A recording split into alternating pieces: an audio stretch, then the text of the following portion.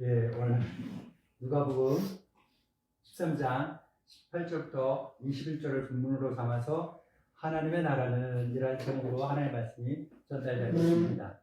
아멘. 아멘. 제목이 어떻게 된다고요? 하나님의 나라는 크게 한 번 더 시작. 하나님의 나라는 어떤 곳일까? 어떻게 될까? 하나님의 나라는 뭘까? 라는 걸 말씀에 집중하셔서 하나님의 나라를 좀 더 잘 알게 되는 그런 은혜가 있길 바랍니다.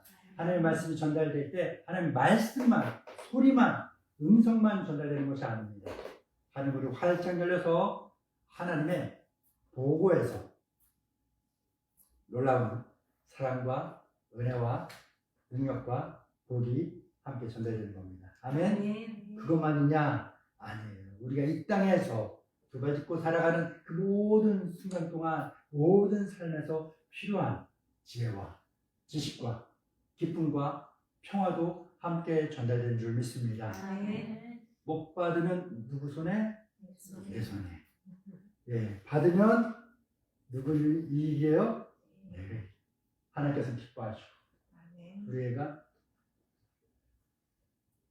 뭘 좋아할 줄 알고 우리 애들이 컸어요. 치킨은 이제 안 먹어요. 치킨은 안 좋아해요. 피자로 바뀌었어요.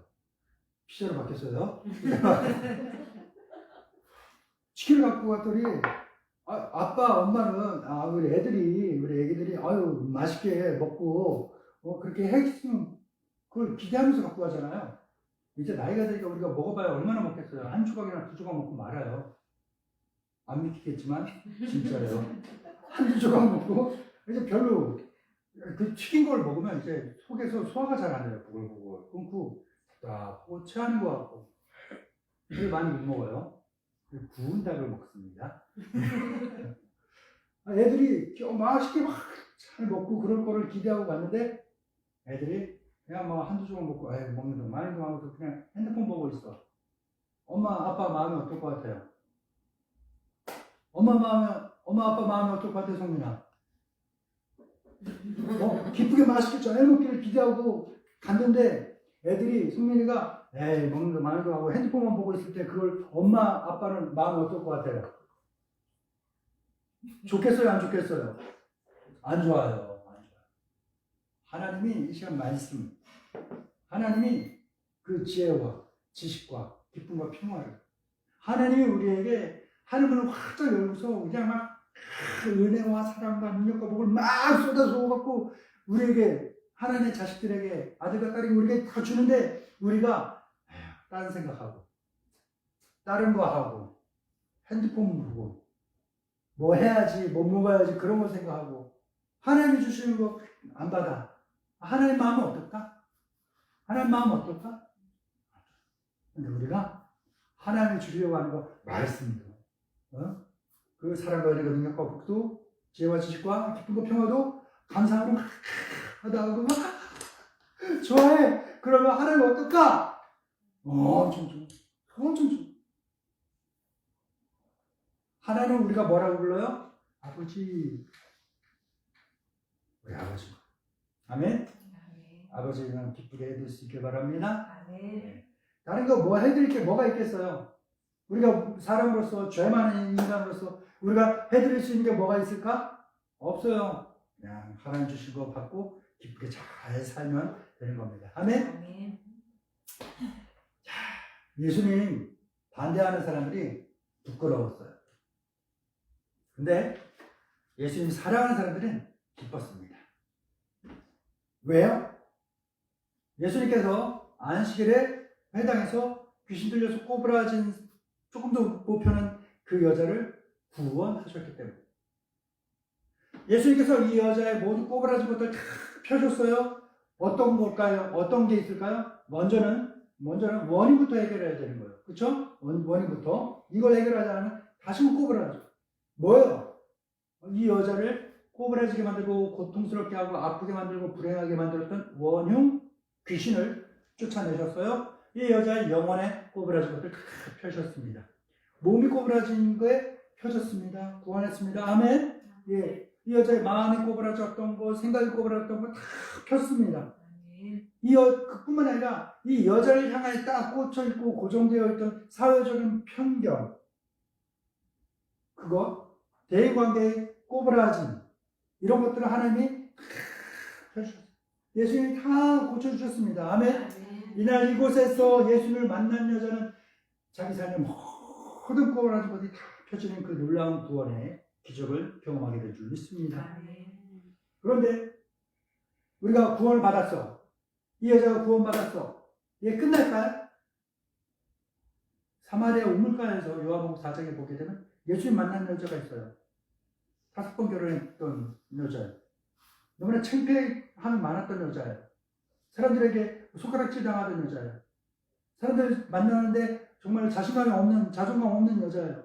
그런데 이 여자가 그날 그 뜨거운 낮 시간에 예수님을 그곳에서 만나고 난 다음에 뭐예요? 당당하게 사람들 만나는 거예요. 예수님 만나서 구원의 기쁨을, 그 해방의 기쁨을 누리게 되니까 어떻게 된 거예요? 이 여자가 이 여자를 통하여서 그 사마리아 마을에 뭐가 됐을까요? 구원의 기쁨이, 그 구원의 감격이 전파됐어요. 그런데 본문에 나오는 이날 안식일날 회당에서 온몸에 꼬부라진 것들이 다 펴진 구원의 기적을 경험한 여자에게도 그 구원의 능력은 여자에게만 머물렀을까요? 아니에요. 구원의 은혜는 널리 퍼집니다. 이날 이곳에서 예수를 만나 모든 것이 꼬부라진 것들을 펴진 이 구원의 기적을 목격한 사람들이 있지 않습니까? 이 여자를 데려온 사람이 있어요. 그렇죠? 그리고 이 여자가 구원받은 모든 것들을 다 옆에서 가까이에서 또는 멀리서 지켜봤던, 다 귀를 들었던 그 사람들이 있습니다. 그 모든 사람들이 은밀하게 감추어 놓았던 모든 것들이 펴지는 그 구원의 기적을 경험하게 됩니다. 이 여자가 구원받는 걸 보면서 예수님의 말씀을 들으면서 나도 되는구나. 나도 구원받는구나. 나도 그랬는데. 나도 그랬었는데. 나도 그럴 것 같은데. 이 모든 것들이 다 해결되는 놀라운 구원의 은혜가 널리 퍼지게 된 줄 믿습니다. 그래서 예수님 반대하는 사람들은 부끄러웠지만 예수님을 사랑하는 사람들은 기뻤다. 그러면서 예수님이 이어서 말씀하시는 게 바로 오늘의 본문이지요. 하나님의 나라는 아주 은밀하게 이루어지면서 멈추지 않고 계속해서 이루어지고 있다라는 걸 예수님이 말씀하시는 게 오늘 본문에 나와요. 한번 읽어볼까요? 누가복음 13장 18절부터 21절입니다. 시작. 그러므로 예수께서 이르시되 하나님의 나라가 무엇과 같을까? 내가 무엇으로 비교할까?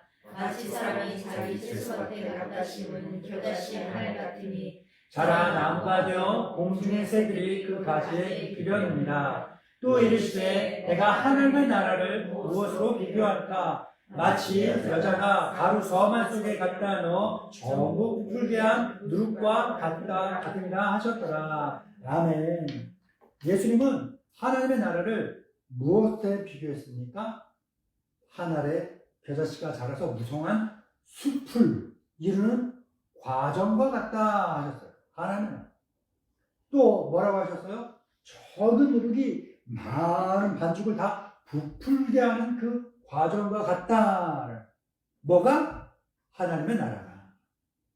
예수님이 하신 이 두 가지 비유는 공통점이 있어요. 뭘까요? 아주 느리게 이루어진다. 느리게. 어떻게 이루어진다고요? 느리게 이루어진다. 하나님의 나라에 대한 예수님의 비유의 말씀을 들은 유대인들은요, 단 한 번에 이 모든 비유의 말씀을 깨달을 수 있었어요. 왜냐? 그들의 생활에서 이미 잘 알고 있는 것 때문에 아주 작은 겨자씨 하나를 심겨져서 자라. 그런데 이게 무성한 숲이 된다는 거 유대인들은 어떻게 할까요? 거의 불가능한 일이다라는 걸 알고 있고, 겨자씨는 이미 교회를 오래 다니셨던 분들은 다 한 번씩 보셨기도 했을 거고 어떤 크기인지 이미 익히 잘 아실 겁니다. 아주 작습니다. 여러분이 생각하고 있고 지금 떠올리는 그 씨앗 그거보다 훨씬 더 작은 게 겨자씨입니다. 이 조그만한 게 자라. 어떻게 자랄까요? 얼마나 크게 자랄까요? 우리 소나무 뭐 이런 것처럼 아카시아 나무 이런 것처럼 자라지 않아. 거의 풀 겨우 모면하는 그 정도? 그런데 그게 숲이 된대. 씨 한 알이 숲이 된다는 건 뭐예요? 어떻게 될까요? 씨가 어떻게 생겨요? 자라, 꽃이 펴, 열매가 맺혀, 그게 떨어져서 그게 썩어, 그 가운데 남아있는 게 뭐야? 씨야. 근데 그 씨가 하나 떨어져서 자랐어, 이듬해. 그러면 한 알이 떨어져서 나무 하나가 됐는데 그 이듬해는 뭐가 되는 거예요? 두 그루 되는 거야. 근데 그 해 가을에 또 꽃이 피고 열매가 되고 또 떨어졌어, 씨앗이. 어떻게 돼요? 그렇게 되는 거예요. 물론 겨자씨 한 그루의 씨앗이 열매가 얼마나 열리는지는 따라 다르겠지만 우리가 하나에 하나씩 열린다 칩시다. 그러면 그 겨자씨 한 알이 땅에 떨어져서 무성한 숲이 될 때까지는 얼마나 오래 걸릴까요? 많이 걸리겠죠. 많이. 그래서 유대인들이 이 말씀 딱 들었을 때 뭐야? 하나의 나라가 겨자씨 하나가 떨어지고 숲이 되는 것 같아? 거의 불가능한 일 아니야? 안 되는 건 아닌데 거의 불가능한 일 아니야? 라는 걸 딱 알게 되는 거예요. 또 뭐야? 서말. 우리나라로 한 말은 얼마 정도 돼요? 몇 킬로 정도 돼요? 떡으로 8kg. 서말이면? 예, 24kg 되죠. 24kg 가른 거예요. 우리가 마트 가서 쌀 한 포대 사면 몇 킬로예요? 보통 포장된 게? 20kg 정도 돼 있는 게 있죠? 그거보다 조금 더 크다는 거예요. 많다는 거예요. 그걸 다 가루를 해갖고 그 정도 크게 해봐요. 얼마나 많겠어요? 근데 그거를 부풀리려고, 반죽을 해서 부풀리려고 누룩을 넣었어. 우리가 알고 있는 이스트와 누룩은요, 다릅니다. 이스트는 굉장히 빨라요. 누룩에 비하면. 근데 누룩은요, 어때요? 느려요. 예, 느려요. 번지는 속도가. 근데 이 누룩이 섬 안에는 엄청나게 많은 반죽에 다 퍼져서 이것들을 발효시켜서 부풀린다라는 것은 어느 정도의 시간이 걸리냐 하면 거의 일주일 정도의 시간이 걸려요. 빵을 만들 때, 떡을 만들 때, 음식을 할 때 일주일 후에 먹으려고 하는 것들도 있긴 있겠지만 대부분 10배 9는 뭐예요? 열의 9은 뭐예요? 지금 당장 먹으려고 하는 거 아니에요. 오늘 저녁 때 먹으려고 불고기 재놓는 거 아니겠습니까? 지금? 그쵸? 일주일 후에 먹으려고 불고기 재나요? 지금 재보세요. 어떻게 되겠어요? 일주일 후에. 먹을 수 있어요? 왜 못 먹어요? 왜 못 먹어요? 왜 웃죠? 예. 그렇다는 거예요. 음식을 하는 이유는요, 지금 당장의 배고픔을 해결하자는 거지, 나중에 있을 배고픔을 해결하자고 하는 게 아니잖아요. 엄청나게 오랜 시간이 걸린다는 걸 유대인들은 다 잘 알고 있습니다. 이 두 가지 사건, 겨자씨가 숲이 되는 것과 적은 누룩이 서말의 가죽을 다 부풀게 하는 이 두 가지 사건은요, 어찌 보면 아무 변화 없는 거예요. 아무런 발전도 없는 것처럼 보이는 시간이에요.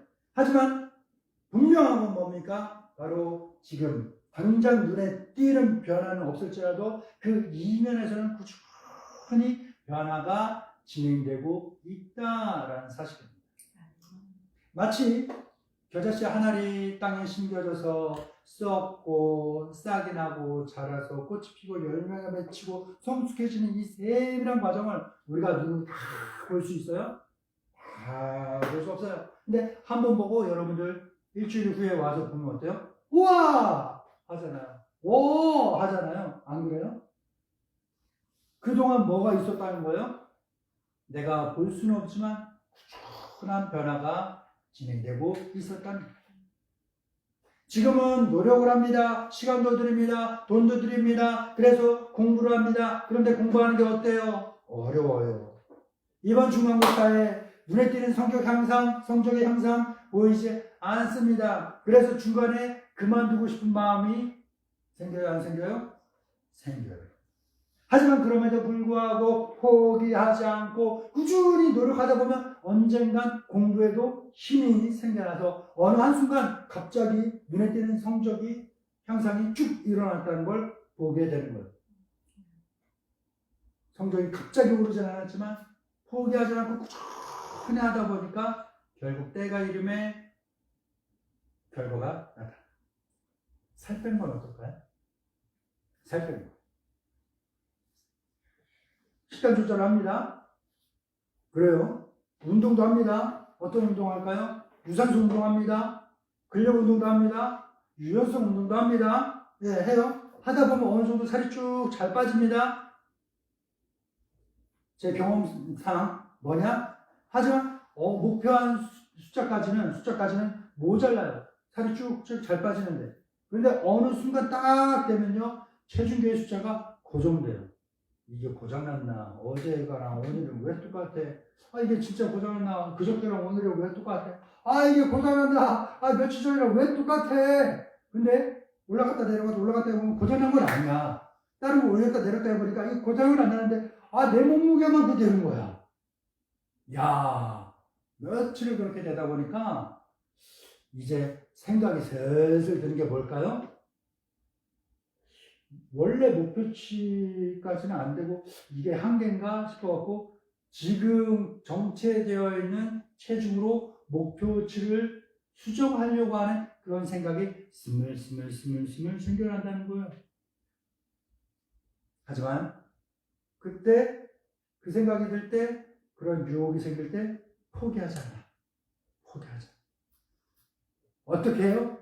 지금까지 해오던 것 아무 변화 없는 것 같은데 지금까지 해오던 대로 식단 조절도 운동도 꾸준히 해. 그러다 보니까요, 어떤 일이 생겼냐면 무기력해져요. 힘이 없어. 활기가 없어. 어떨 때는 몸에서 열이 나는 것도 같고 몸살이 생기는 것 같아요. 그렇게 시름시름 이상 증세가 나타나서 하루나 이틀 정도 좀 앓습니다. 아주 죽어라고 앓는 건 아니어도 살짝 좀 앓습니다. 그 앓고 나서 체중계에 올라가 보니까 몇 킬로가 쭉 빠지는 거예요. 경험해보신 분 손 내려보세요. 아, 경험하셨네. 그렇죠. 나만 걱정하는 거 아니죠. 네. 그런 분 뭐예요? 중간에 체중계 숫자 변화 없다고 오케이 여기가 끝이야 라고 딱 해버렸으면 그냥 거기에 끝인 거예요. 근데 체중계 숫자에 변화는 없지만 그럼에도 불구하고 꾸준히 노력을 했어. 그리고 한번 알았어. 그 과정이 뭐였어요? 알게 모르게 내 속에는 체질이 변하고 있었다. 과학적인 근거를 좀 배우자고 해보자면 시간이 좀 더 걸리기 때문에 거기까지 깊이 얘기는 하지 않겠지만 체질이 변화된 거예요. 속에서. 내 속에서 체질의 변화가 일어나는 과정이었던 거예요. 그런데 내 속에서 일어나는 체질의 변화의 과정을 내가 볼 수 있어요? 없는 거예요. 다 끝난 다음에 체중계의 숫자가 변했다. 이걸 통해서 그동안 수고가 헛수고가 아니라 그동안 한 일이 헛일이 아니라 의미 있는 수고였고 의미 있는 일이었구나 라는 것을 그때 가서야 알게 되는 것입니다. 겨자씨 한 알이 무성한 숲을 이루는 것과 누룩이 성알의 가죽을 부풀게 하는 것은 농작물이 자라는 것과 같은 이치입니다. 성적이 오르는 것과 같은 그런 이치예요. 살 빼는 과정과 같은 그런 이치입니다. 이 모든 것들이 무엇에 비유해요? 하나님의 나라에 대해. 하나님의 나라는 바로 이런 것들과 비슷한 과정이 필요하다라는 겁니다. 아멘. 하나님의 나라는 지금 이처럼 막 눈에 띄는 당장에 변화가 일어나는 게 당장 일어나는 게 아니에요. 아무것도 아닌 것처럼 보일 때가 있어요. 하나님의 나라를 사모하고 하나님의 나라를 이루기 위해 살아가는 사람들의 삶을 보면 이게 제 아내가 저를 보면서 참 종종 하는 거예요. 고구마 같아. 이런 답답해 보이기도 한, 하지만 하나님이 정하신 때가 딱 이르게 되면 뭐가 될까요? 하늘의 겨자씨는 무성한 숲이 되어서 수많은 동물들의 쉼터가 됩니다. 적은 누룩은 결국 온 반죽을 부풀게 하여 많은 사람들의 배고픔을 해결합니다. 하나님의 나라는 이처럼 하나님의 나라를 사모하는 사람들의 영원한 안식처가 되고 모든 것에 부족함이 없는 만족과 기쁨과 평화와 안전을 누리게 한 줄로 믿습니다. 아멘. 하지만 여기까지 이르기에는 과정이 필요하다는 거죠. 겨자씨